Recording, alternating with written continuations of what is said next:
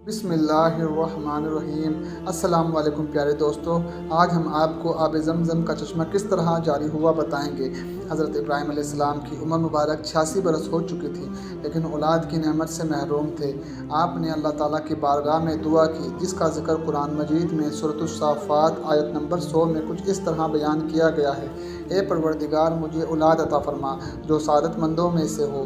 یہ دعا اللہ کی بارگاہ میں قبول ہوئی اور آپ علیہ السلام کی دوسری بیوی حضرت ہاجرہ رضی اللہ تعالیٰ عنہا کے بطن سے آپ کو حضرت اسماعیل علیہ السلام کی پیدائش کی خوشخبری سنا دی گئی۔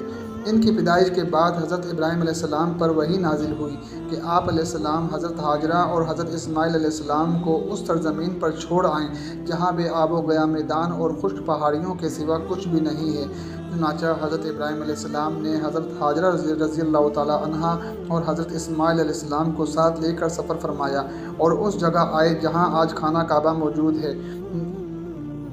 یہاں اس وقت نہ کوئی آبادی تھی، نہ کوئی چشمہ اور نہ دور دور تک پانی کا کوئی نام و نشان تھا۔ آپ علیہ السلام کچھ کھجوریں اور ایک مشکیزے میں پانی وہاں رکھ کر روانہ ہو گئے۔ حضرت ہاجرہ رضی اللہ تعالیٰ عنہا نے فریاد کی: اے اللہ کے پاک نبی، ہمیں اس بیابان میں چھوڑ کر آپ کہاں چل دیے؟ حضرت ابراہیم علیہ السلام کی خاموشی پر بی بی ہاجرہ نے پوچھا: کیا یہ میرے رب کے حکم سے ہے؟ حضرت ابراہیم علیہ السلام نے ہاں میں جواب دیا۔ یہ سن کر حضرت ہاجرہ رضی اللہ تعالیٰ عنہا نے کہا کہ اب آپ جائیے، مجھے یقین ہے کہ اللہ کریم مجھے اور میرے بچے کو ضائع نہیں فرمائے گا۔ چند دنوں میں کھجوریں اور پانی ختم ہو جانے پر حضرت ہاجرہ رضی اللہ تعالیٰ عنہا پر بھوک اور پیاس کا غلبہ ہوا اور ان کے سینے میں دودھ خشک ہو گیا اور بچہ بھوک و پیاس سے تڑپنے لگا۔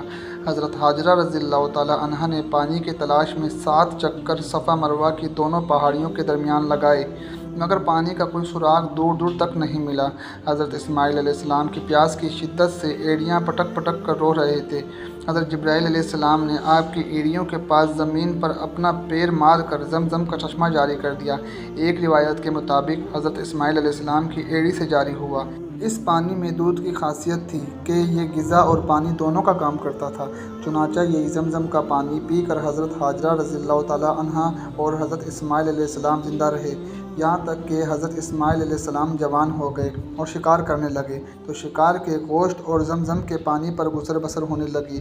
پھر قبیلہ جرہم کے کچھ لوگ اپنی بکریوں کو چراتے ہوئے اس میدان میں آئے اور پانی کا چشمہ دیکھ کر حضرت ہاجرہ رضی اللہ تعالیٰ عنہا کی اجازت سے یہاں آباد ہو گئے اور اس قبیلے کی ایک لڑکی سے حضرت اسماعیل علیہ السلام کی شادی بھی ہو گئی اور رفتہ رفتہ یہاں ایک آبادی ہو گئی۔